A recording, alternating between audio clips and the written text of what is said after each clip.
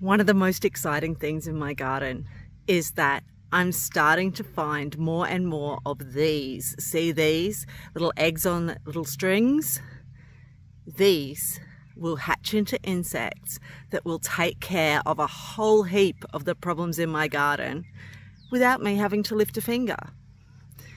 And it's no surprise that I'm seeing evidence of more beneficial insects, more butterflies, more bees, because I've been planting for them.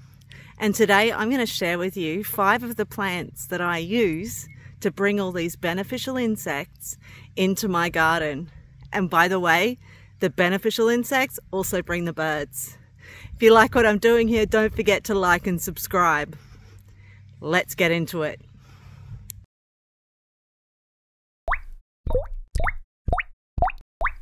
Now this one I've grown for years. This is Perennial Basil.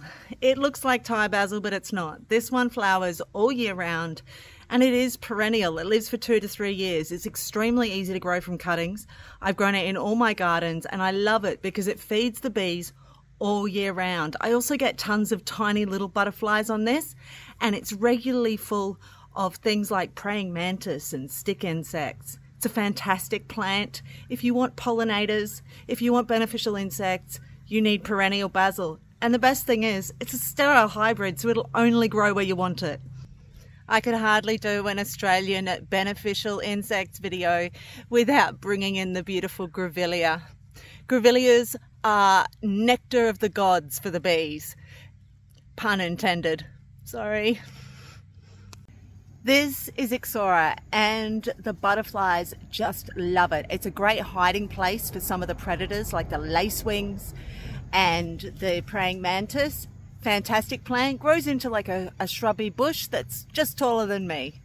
Here's another native. This is the Bluetongue plant, and honestly I've never seen more buzz pollinators in my garden than when they're on here. If you're wondering what a buzz pollinator is, I'll put a link at the end of the video to another video that explains buzz pollinators, but they're some of Australia's most spectacular bees. This plant also attracts a heap of leaf-eating insects, which in turn attracts the beneficials to clean them all up.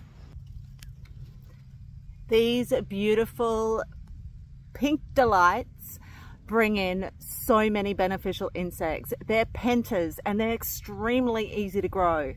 And the only thing they need for you to do to them is occasionally deadhead them. Now, most of the pentas in my garden have come from me taking cuttings. They're super easy to take cuttings, which means you need one good plant and then you can fill your garden with them. I have so many more Ulysses butterflies actually stopping in my garden now. Pentas. And this color, the light pink, is the best for bringing in butterflies, bees, and all manner of beneficial insects. That's it for today. Thanks for watching. Don't forget to like and subscribe. Comment if you have any particular videos you'd like me to make, anything you'd like me to elaborate on, and I'll see you next time we get into it. Till then.